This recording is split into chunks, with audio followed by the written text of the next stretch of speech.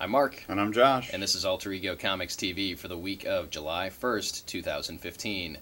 We're here today with our picks for the best comics of the week, and I will start things off with a double shot from writer Joshua Williamson. Nailbiter number 14 comes out this week, and this is nothing new, no surprise. Nailbiter is one of my favorite relatively new series. I look forward to it every month, and if you're not reading it, you should. It's definitely kind of a creepy horror. I don't think I'd go so far as say Twin Peaks-esque, but because it's more straightforward, I think, than Twin Peaks. But if you're a fan of good comics, let's just say that. If you're a fan of good comics, you should be reading Nailbiter. I believe there are two graphic novels available, two collected editions, if you want to jump in with that. Issue number 14, as I said, is out this week. And we actually get some cool survey responses in the back matter of this issue. Similar to what Brian K Vaughan did with Saga, Joshua Williamson asked his readers to submit answers to questions that he put out there, and we get pages and pages of their responses. Yes, but his questions weren't as awesome. No, I'm sorry, yeah. Well, Brian K Vaughan is awesome. His questions were a little better. Really good stuff. But Williamson has been making the move over to Marvel Comics. He's had a couple of things published related to Secret Wars, and this week we get Red Skull number 1, which is part under the Battle World banner. I don't even remember what these things mean. There's like End of Days, Battle World, and something else. But End of Days is stuff set before the universes collide. Battle World is set on Battle World. Battle World is things that are universe important but are not plotline important to Secret Wars itself. So they're basically like showing you the lay of this land of Battle World. And what's the third one? Actual Secret Wars. Oh, okay. Red Skull number 1, which I think is Marvel's kind of sort of answer to Suicide Squad. We have someone, and I won't say who, a notable villain in the Marvel Universe is assembling other villains from various parts of Battle World to go find the Red Skull, who has challenged, in the past, has challenged God Doom for leadership and his authority, and the Red Skull has been banished and is presumed dead, but Doom thinks that the Skull is still alive, so he sends this team of commandos out, led by so-and-so. But I will tell you, you can see who's on the cover here. So we've got Jack-O-Lantern, Electro, Magneto, Bucky Barnes, a.k.a. Winter Soldier, What's-Her-Face, Moonstone. Who am I forgetting? There's someone... Oh, Lady Deathstrike. Yeah. And they are the team that goes off in search of the Red Skull over the Shield. Was very enjoyable. Very much felt like a Magnificent Seven meets Suicide Squad. Electro was annoying as hell. Well, he was supposed to be annoying. He was supposed to be annoying. He was supposed to be the Bill Paxton character in Aliens. So if that's what they were going for, then great. But it's nice to see Williamson get to play in the Marvel Universe because I'm really enjoying his creator-owned stuff over at Image and Dark Horse and several other places. So if you're a fan of Nailbiter or Ghosted or what else has he done? A bunch of other stuff. Is he Birthright? Oh, Birthright, yes. You should pick up Red Skull and support Joshua Williamson. My pick of the week this week is Guardians Team Up number 7. This is Drax the Destroyer and Ant-Man teaming up on a mission in Miami, and it is awesome. If you're enjoying the regular Ant-Man book with the sort of irreverent stuff going on in there, it's very similar to that tonally. It doesn't involve plot elements from that series, but I mean it is definitely set in the continuity of the book, and it's a lot of fun. And Drax, if Drax is great. This is the Drax we see in Guardians of the Galaxy, the sort of immediately responding to things and not quite understanding culture Drax, and it's just amazing. A lot of fun, and that's it. I mean, I don't want to... It's a team-up book, you know. It's a one-shot. You can pick it up one and done. You don't have to read any of the other Guardians team-ups and see two Marvel movieverse characters interacting and being awesome together. And I love that sort of story because the way that Nick Spencer is writing Ant-Man, and he didn't write this one. This is somebody else with an S. Shearer. That ends in an R. Is it Paul Scheer? No. Co-written between Nick Giovannetti and Paul Scheer. Paul Scheer's the guy from The League, right? He's Andre. Is it? I think it's Andre. Cool. I could be wrong, though. Someone fact-check me, please. Where's our fact-checkers? But when they do something like this, and especially because it's a done-in-one, you don't have to follow the whole Guardians team-up series. You just pick this issue up. You get a fun story with, as Josh said, two Marvel movie characters. So perfect for new readers, but also longtime fans, too. My love affair with the Truth storyline in the Superman books continues this week with Action Comics number 42, written by Greg Pak with artwork by Aaron Cooter. This is just really good. I've said it before. I'll continue saying it until it's not good. But what DC is doing and this whole Truth storyline has lit a fire in my belly, has lit a fire under me to check out the Superman books. And their flagship character, their icon, needs to be good. And for a long time, he wasn't so good as far as the content. But this is excellent. I enjoy reading about a somewhat depowered Clark Kent, where his identity is out there, and he's definitely he's causing some controversy. So we get a battle between the Metropolis Police Department and the citizens of Kentville, which are people that have taken up residence on the block where Clark Kent's apartment was, and they're a supporter of Clark or Superman, and Superman. Clark/Superman is what I want to say. That's what happens when we shoot this early. Brain doesn't work so well. So, if you haven't done so yet, it is definitely not too late to jump into the Truth storyline that's running through all of the Superman books.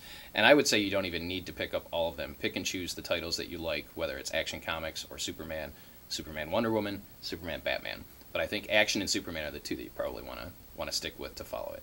Good stuff, though. Really enjoying it. Yeah, and I like that, I mean, Superman's been around forever, and we're seeing him have to make choices or do things that he's never had to do before. So it's very interesting from a character standpoint. Well, and someone in the shop brought up to me last week, hasn't Superman been depowered before? Haven't we seen this before, like 20 years ago? And I don't remember that. I've been reading comics for a long time, but I didn't read everything always. So it may have happened, but I don't think it's happened like this. So, I don't remember him ever being depowered for a period of time. Right. I mean, yeah, issue by issue or short arcs. It's different enough to be fresh and enjoyable. So there may have been similar storylines. I mean, we're talking about a character that's been around for more than 75 years. There's going to be ground that's tread over again. But I think that the team here is doing a great job of making this exciting, new, fresh, and somewhat you don't really know what's going to happen. Mm-hmm. Something horrible could happen. Doomsday could show up.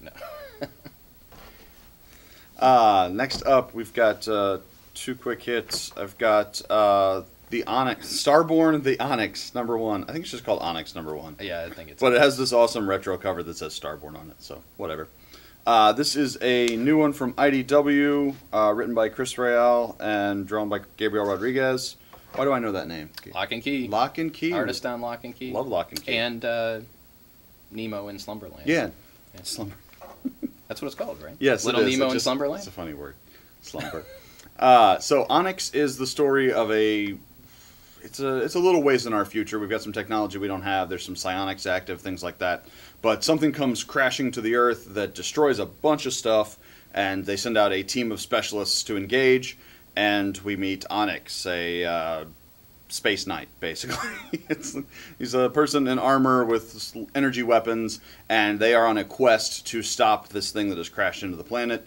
It's going planet to planet, infecting the planet itself and destroying it. Sort of like Silver Surfer's planet was threatened by Galactus. This person's planet was destroyed by this entity, whatever it is, and they are going about trying to prevent that from happening to other people. So you get the traditional people butt heads, and it's not clear if they're going to get along or kill each other, and then they work together maybe a little bit to go after the thing. But it was really well written. I thought the characters were interesting, and it does a nice job of putting us in the head. Our kind of viewpoint character is the team's psychic, which is sort of more along the lines of like a Babylon 5 psychic, people who are constantly have all these voices going on they have to damp down, and they're sort of ostracized from the rest of the group.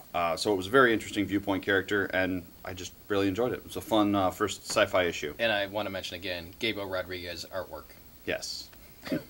Next up is I Have Been Remiss in My Duties. I said duty. This is Broken World issue 2 by Frank Barbieri with art by Christoph Peterson. And the reason I've been remiss is I did not tell you about #1 because it was in the summer of our missed content. We weren't doing videos when it came out. But Broken World is the story of the end of the world. Something's coming. There's going to be an impact. I don't remember if it's an asteroid or something else, but something imminent. And they've timed down. We have this long until the Earth is destroyed.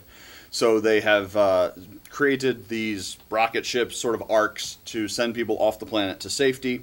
And the first issue is about a woman who was rejected from the Arks. They're not taking everyone; they can only take a certain percentage of society. Trying to get on the Ark with her family because her husband and her child are going, and she's trying to forge or sneak her way in. But the really interesting thing, you read the first issue, right? I did, yeah. I mean, I didn't realize the second issue came out because I'm dumb. So at the end of the first issue, spoiler alert, you should totally check it out. She doesn't get on the ship. So she's left behind on this world, and then something else happens to change the nature of the story, and it's really good. It's survivalist. It's poignant family drama. There's a reason she didn't get on the ship, but we don't know necessarily what it is. So there's a mystery going on in her background. There's a lot of interpersonal conflicts with the different groups. You know, some people think this is the end of the world and are basically worshiping it or believing that it's a fulfillment of a prophecy, and it's just a very neat world that Barbieri set out before us, and so. Issue 1 is still available here and probably in any finer shop, and Issue 2 is out this week. And if you'd like to watch as you read this, I suggest Deep Impact. All right, my last recommendations this week. It's a twofer from Marvel: Secret Wars books, Future Imperfect #2, and X-Men Years of Future Past #2. Future Imperfect, of course, is kind of the homage to the world that Peter David created. Where the Hulk becomes the Maestro at the many years in the future. He's killed everything on the Earth, and he's just a bad dude. So the first issue was one of my picks when it came out. This issue is as well. As I mentioned, it's written by Peter David, which is great that he gets to play in this land again. And speaking of land, he doesn't play in that land. Greg Land is the artist on this one, and his art continues to impress me. I've not always been the biggest fan of Greg Land, but what he's doing on Future Imperfect is excellent. So we get, at the end of the first issue, we find out that the leader of the resistance, kind of sort of, against the Maestro is the Thing, but we don't find out who the character is until this issue, or who actually became the Thing. And instead of Ben Grimm, we get Thunderbolt Ross. So we get two arch enemies here: Bruce Banner, aka the Maestro, aka the Hulk, versus General Thunderbolt Ross, aka the Thing. And it's a great battle.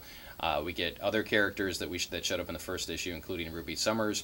And by the end, we get to see another Peter David favorite character make an appearance. So if you're a fan of Peter David's writing, of his Hulk universe, of his X-Factor universe, then I suggest you pick up Future Imperfect. I'm really digging it. Years of Future Past continues to be awesome. This is written by Marguerite Bennett with art by Mike Norton.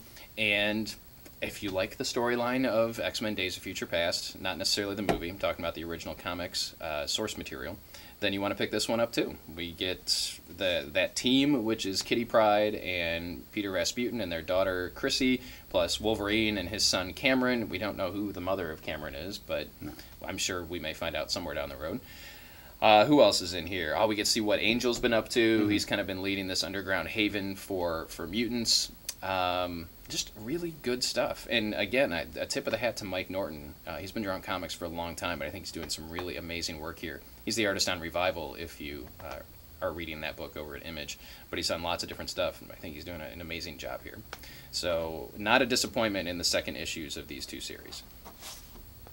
Yeah, and I especially liked because the last issue we were introduced to most of the characters, but this issue we get almost like the Loeb Superman Batman treatment for yeah. We get Chrissy Pryde giving her recollection of running into Cameron for the first time, and Cameron's thoughts as well. We have two different word balloons. And then there's that page where Colossus is telling them about how things got to where they are, and it's this. It's a block of text. It's a full page, so not a double page spread, but a full page, and the background is white, and there are 3 characters on it, and it is filled with word balloons, and I just haven't seen anything like that in a long time, and it was interesting to read and fun to read. Yeah, it was actually a block text that didn't depress me and make me want to stop reading. I don't know. It was a little depressing. Well, yeah, but that was the intent of what he was saying. But I think, just as a side note, I think it fits really well. I'm not going to get in a political discussion, but I think it fits with what's going on in our society today. Was very relevant with what Bennett was saying. So, good stuff. Loved it. Yeah, a quick hit in the Battle World, Secret Wars world. Secret Wars Journal #3 came out this week. It's not a popular title. I really like this issue. The lead story is in the Marvel Noir universe, and it just jams everybody in there. You've got Wolverine Noir, Iron Man Noir, which really should have been called Iron Man Pulp, and Punisher Noir and some other characters, and it was a very good, just one-off, self-contained story in a universe that we don't see enough. Last up this week, my final pick is We Stand on Guard, #1. This is written by Brian K. Vaughan with art by Steve Scroce. I don't know how to pronounce his last name. Scrunchy. I thought about saying it in my little Mark's remarks, but no. And this, all right, so you remember Days of Future Past? So you remember Brian K. Vaughan, first off? Yes, from Saga. Writer of Saga and Why Last Man, Runaways. Carry on. Days of Future Past. You have a small group of freedom fighters that are being oppressed by a larger group fighting giant robots. That's what this is, except instead of mutants, they're Canadians, and instead of humans, it's Americans. America and Canada have gone to war, and it looks like we've basically won. But a small band of freedom fighters are trying to eke out their lives in the Canadian tundra and fight back against the machine and the giant robots and stuff. And it's very cool. It's very nice sci-fi stuff. Is it really sci-fi? There's giant robots, so it's kind of sci-fi. But yeah, if you like Brian K. Vaughan, it's certainly worth a look. This is definitely tonally different from some of the other things he did. Vaughan tends towards very small unit casts. I mean, Saga has a cast of dozens of characters that are named and important, but usually only 2 or 3 of them are together at a time. So seeing him write this military unit where you've got, half a dozen people all interacting with different personalities, and also introducing us to all of those personalities in one issue is very interesting. It's a $3 book. It's 40 pages. Is it no ads? I don't think there's any ads. Yeah. So it's a great value for your buck, and it's from one of the most trusted names in comics. It is, I don't know if you mentioned it, I spaced out for a minute there. It is a 4-issue miniseries, so unlike most of the stuff that Brian K. Vaughan does, this is a miniseries that we know about ahead of time. It's going to end after issue number 4. Whether it comes back as a sequel somewhere down the road or if it's a standalone thing, we don't know. I also want to mention that the artist, Steve Scroce, let's just call him Scroce, was the storyboard artist on the Matrix films, and his art is amazing. He's done very little comic book art. He did a Wolverine story many, many years ago. But the artwork and the writing, it's a sign of a great comic. Again, you have that great marriage of art and story, and that's what makes We Stand on Guard a really good pick this week. So that's it. Lots of stuff, as usual, but this is the cream of the crop as far as we're concerned. What did you like this week? What are some of your recommendations? Do you agree with us? Do you disagree with us? Let us know in the comments below. Help spread the word about great comics or comics that are awesome so that we can get more people checking those things out. Thanks for watching. We'll see you next time.